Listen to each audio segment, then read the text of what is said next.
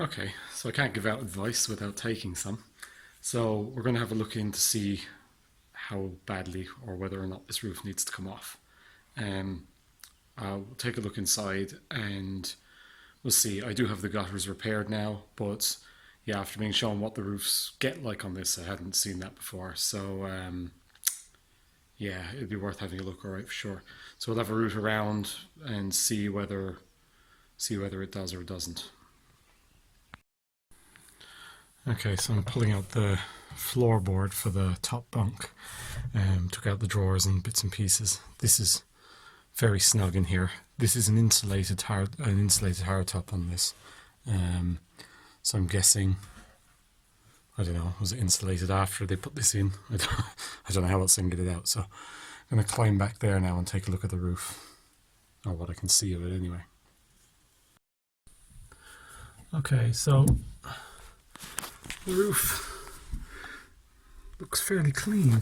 I mean, what I can feel in there is like just, you know, smooth, shiny paint. I mean, there is a cavity behind this, and this is all insulation, so I don't know would the condensation be less of an issue or not, but I know the outer edge, even that feels okay as far down as I can feel it.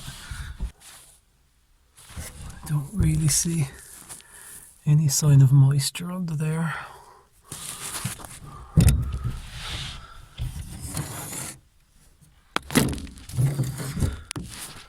And even what I can see under that batten just looks clean and dry. So the front is a lot easier to see. We have these long drawers that pull out and you can just see straight in there.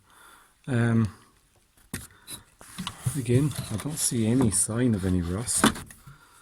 Sorry, I can't get the light and the camera in the same place, but it's just clean and shiny right down over the edge in there. And up the front there, I can see a bracket. You won't be able to see it on here.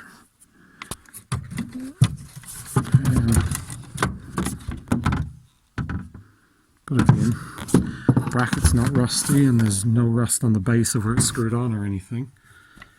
The other drawer is a bit stuck. I'll try and pull that out and take a look over there. Okay, so just got a brighter torch and a wet rag just to clean down some of the kind of dirt grime that's on that. I see absolutely no rust anywhere in there. Even up there in front where you, let's see if I can just get it to light up. You can see the bracket in there and the back of the canopy and the white roof. There is a little bit of old mildewy mould there on the medite stuff, but it's got like an epoxy, some sort of sanding sealer or something on it. Again, it's all lined, but just that medite would grow stuff like crazy anyway. Just from lack of air circulation. Now again, I don't see any sign of rust down along those edges from what you can see. And again, up the front there, I'm sorry, trying to get this bit of dirt, but I don't see any rust around that bracket or anything on the front of the canopy. I'll show you outside of these edges. Now, I've just separated that front edge there to have a look. Just put a few wedges under it and lifted it up. It's rubbed through to metal on where the trim sits down, but a little bit of a blemish there. Slightly bigger one here. Doesn't go back far. And I had done a little piece of a repair just there, but I don't think there's maybe a little bit of rust in that corner. It's not too bad. This corner is a bit worse. There might actually be a hole inside there. I'll show you the back now and we'll have a look along the back edge. Now the back edge on this I can't lift like that because it's got a bigger seal, but I don't see any sign of rust coming down from under that roof. I mean, there's stuff on the boot lid there, but not on that inner piece.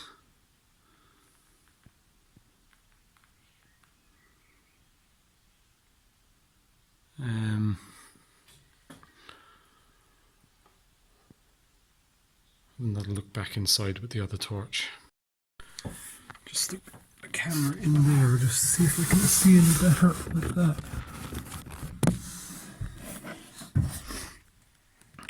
Now hopefully without dropping my phone down there I can put it in there past the edge.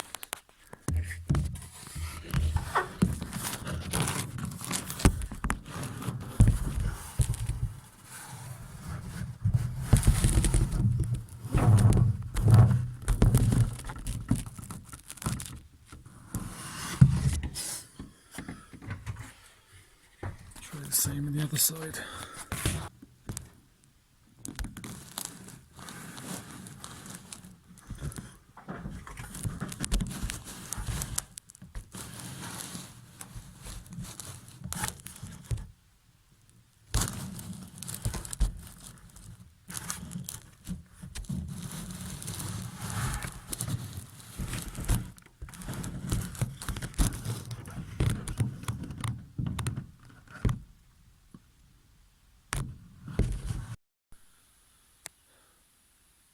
Damn.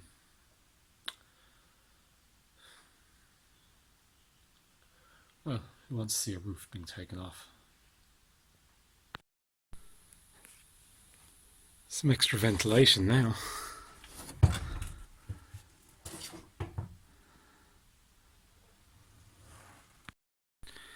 So there we have it, roof lifted. Could be made a bit easier by knowing where all the bits and pieces are, but I'll show you all that now. So you'll be able to, relatively easily lift one of those, I think, depending on how well the sealant's still stuck in the gutters. But yeah, I haven't really looked around the damage yet, so yeah, let's go have a look. So comparing to other ones I've seen or been showed, I'm pretty happy. I could see underneath that there was a bit of damage on that corner. Across the front is pretty good. What's this corner like? A bit more on the outside. That looks more solid there. Now, pretty nice hole there. A lot of very questionable stuff just along here. But that appears to be the worst. A few small patches. And back corner is fine. Along the back, no damage at all. Nothing. And let's just take a look up here. This back corner, absolutely fine. Bit of stuff going on there in the base of that.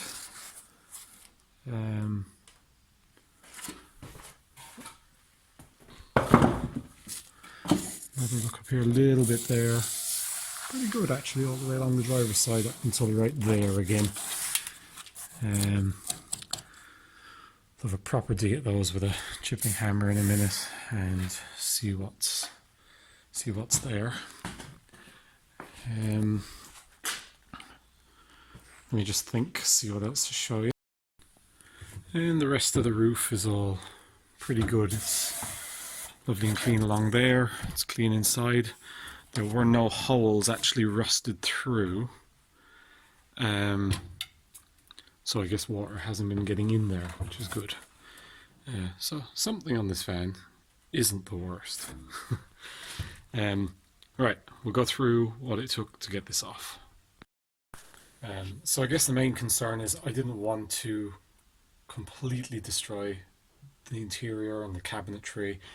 and all that stuff. Not to mind that this is all insulated, and yeah, I just didn't want to ruin it because, well, I quite like what's there, and it's probably one of the more salvageable bits of the camper.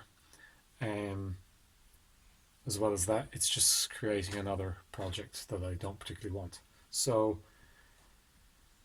yeah, I'll show you what I had to do. Now, as you can see, I've left all the cabinets in place. Everything is still in the roof. It's fine. All the insulation's still there. This framework is all still attached to the roof. And all I had to do was unfold this piece of carpet which goes around the top of this. It's stapled into the back here. So that curls up over there and gets stapled down. So I unstapled that. This carpet goes up and over the top of this. So I ran a Stanley blade along the top of that and just pulled this carpet down. And behind that, I'll show you on the other side, you have two of these metal plates screwed into here, and they're screwed into the thing. So they're probably the biggest thing holding the roof on, and they're only 4 or 5 screws, and they went into this piece of timber which was rotten from being under the skylight. So you need to remove that carpet there somehow, like that. Like that can be glued back up after if I don't replace that one little piece. I mean, it's not bad. If you wanted to take it off down here, you'd have to take all this track off, and that track goes the whole way around and the screws wouldn't open. Unfortunately now I've cut this carpet here. Thought I would need to separate it away. I can glue it back in. It's cut in a straight line, so it's just glue it up. It should be okay, but I didn't need to do that. I was trying to find out if there was screws in here going into that, like there is behind me, but there wasn't. And the other thing was, I don't know, was this carpet. I did cut this carpet here, so I had to cut it down when it was there. That was necessary, I think, because it looked like the roof was being held on by carpet from what I could make out before I did that. The reason I had to take this down here is the same. These 3 screws go into this piece which is under the roof. I did unscrew the ceiling. I didn't need to undo that either. So that would be your first thing. Cut these bits of carpet, pull them down, unscrew the metal bracketry, unfold this piece, unscrew that from there. That's it in here. That's all you'd have to do. Now on the front, it was glued to these 3 metal brackets. When I was trying to lever it up earlier to see what was there, it broke free. So that's all you'd have to do. And then that little bracket in there with a long screwdriver that holds on the front piece of the joinery work. I was able to get at that with a long screwdriver and take the 2 screws out. So that was that. So when I put this back down, I can just put a big lump of sticker flex on these and drop it down onto it. So that's the front, and then the back, same thing. This is actually that's paper. So that had broken away from that piece of sealant on there probably a long time ago. And then, there was 2 brackets in there again holding the piece of wood that goes across between under the bunk. So again, I was able to just get a screwdriver in there, take 2 screws out of that one, 2 screws out of that one on the other side. And that is all the mechanical fixings that were holding that on. Then, on top of the bunk, I put a piece of timber across the old roof, board up there against the ceiling, and just put the trolley jack up on the board and jacked a bit of pressure onto it. Went outside, levered it a little in the gully with a screwdriver, and one side popped free.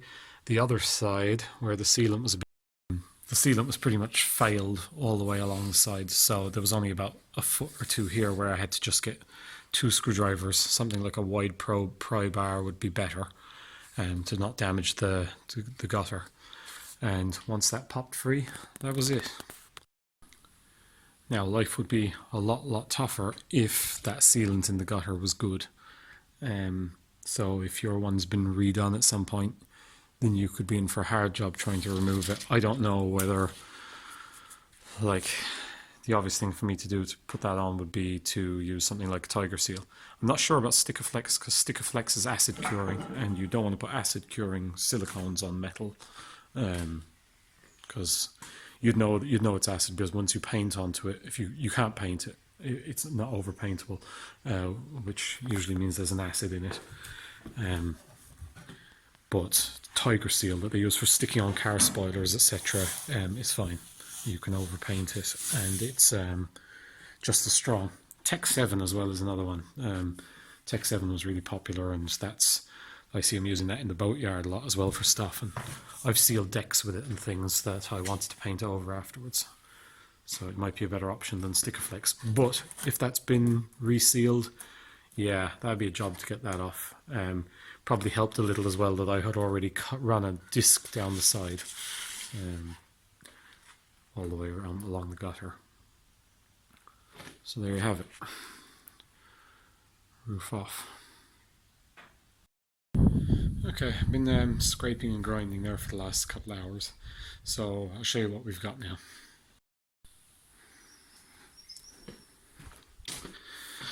So, some little pitted areas there and there, a few of those. No holes back along here. The bottom of the gully is all fine, and the repairs I've already done on the gutter will be fine as well. I might, because I can see a few pinholes down through them now, I'll put a bit of weld on the inside.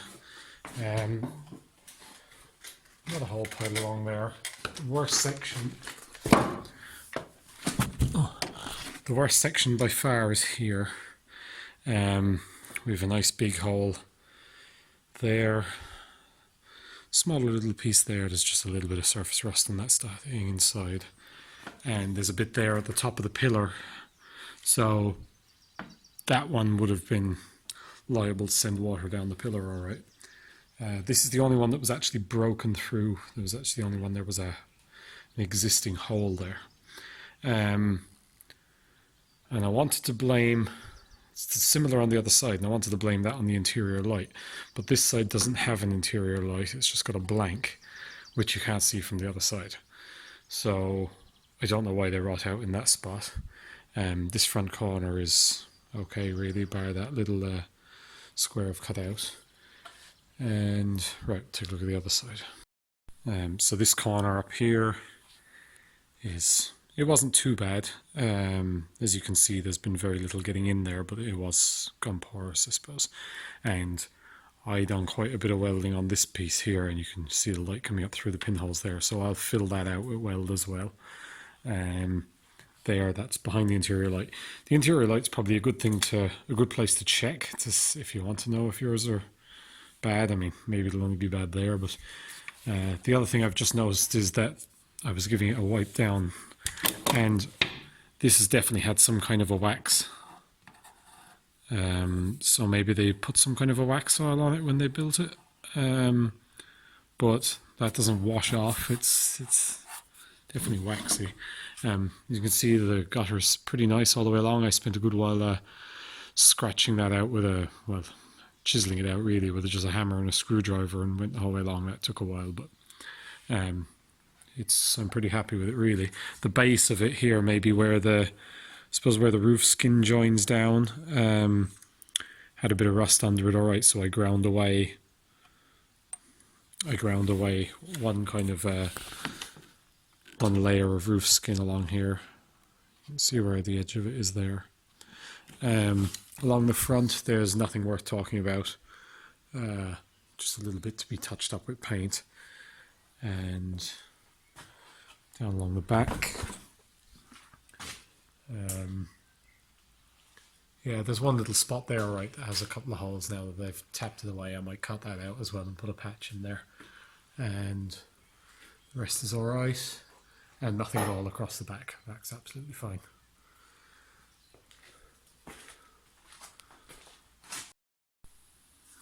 So I suppose I'm about, it's now 4:30. Been out here about 6 hours between figuring out what I wanted to do inside, whether I wanted to take the roof off, and actually getting it lifted off and having it ready now for patching. So definitely worrying about doing the job is worse than the actual job itself. It wasn't so bad. I'm quite happy now that it is off. So thanks for that. Thanks for that. It was good advice to lift the roof. I just honestly didn't know that there was such a problem with them. I hadn't ever come across that. Well, I'd never dealt with the high roof one, or considered taking a high roof off of anything either. So yeah, there's something, you learn something new all the time.